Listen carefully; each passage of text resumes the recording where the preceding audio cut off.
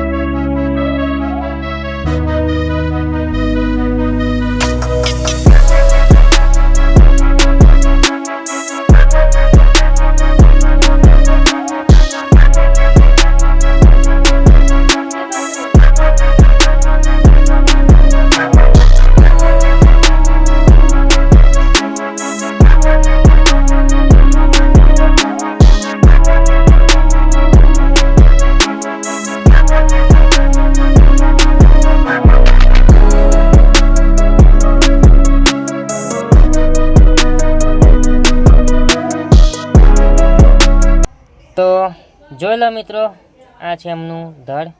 અને મિત્રો ગાયો માટે એવા લડ્યા હતા અને મિત્રો લડાઈ પૂરી કર્યા બાદ મિત્રો એવા પાછા ફર્યા હતા અને પાછળથી મિત્રો વાર થયો હતો અને એમનું ધડ કપાઈ ગયું હતું.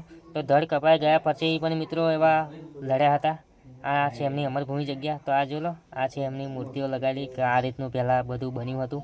તો મિત્રો ફાગવેલ આવો તો ખાખરિયા વન જરૂર આવજો, કારણ કે જોવાલાયક જગ્યા છે અને સમજાલાયક જગ્યા પણ છે કે પહેલાં કેવું બન્યું હતું. તો ચલો મિત્રો આપણે પાછળ તરફ જઈએ અને જોઈએ. તો જોઈ લો મિત્રો, આ બાજુ પણ આ મૂર્તિઓ લગાવેલી છે સમજવા માટે કે પહેલાં આ રીતનું બધું બન્યું હતું. તો ચલો મિત્રો આપણે જઈએ આગળ અને આ બાજુ પણ જોઈએ કે કેવું છે. તો મિત્રો અહીંયા એક રાફડો આવેલો છે. એવું પણ કહેવામાં આવે છે મિત્રો અહીંયા સાપ દૂધ પીવા આવે છે અત્યારે પણ, અને પહેલાં ભાથીજી મહારાજ અહીંયા દૂધ મૂકતા હતા.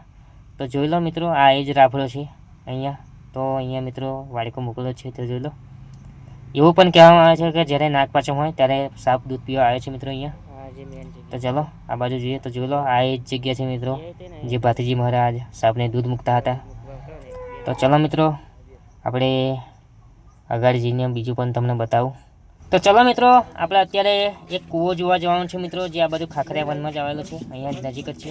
તો મિત્રો એવું પણ કહેવામાં આવે છે કે મિત્રો કે જે નસીબવાળા હોય એમને આ કૂવાની અંદર મિત્રો સાપ જોવા મળે છે અને સાપ રહે છે, એવું પણ આ માનવામાં આવે છે મિત્રો અહીંયા. તો ચલો આપણે એ કૂવાની પણ આપણે મુલાકાત લઈએ. તો મિત્રો વ્લોગમાં બન્યા રહેજો અને મિત્રો વ્લોગ લાઇક કરજો, સબસ્ક્રાઈબ કરજો, કોમેન્ટ કરવાનું ભૂલતા નહીં, કારણ કે તમારા માટે બનાવે છે વ્લોગ. તો ચલો મિત્રો આપણે કૂવો તમને બતાવું. તો જોઈ લો મિત્રો, આ એ જ કૂવો છે મિત્રો જે અહીંયા સાપ રહે છે મિત્રો અંદર. એવું પણ કહેવામાં આવે છે કે નસીબવાળા હોય તો આપણને દેખાય. તો ચલો આપણે જોઈએ ઝૂમ કરીને. તો જોઈ લો મિત્રો, આ છે કૂવો. બહુ જ જૂનો કૂવો છે મિત્રો. તો તમે જોઈ શકો છો, અંદાજો પણ લગાવી શકો. અમે ખાખરિયા વનના દર્શન કરી લીધા મિત્રો. તો મિત્રો આજનો બ્લોગ પૂરો આવે. તો મિત્રો બ્લોગ ગમે તો લાઈક કરજો, સબસ્ક્રાઈબ કરજો અને કોમેન્ટ જરૂર કરજો મિત્રો.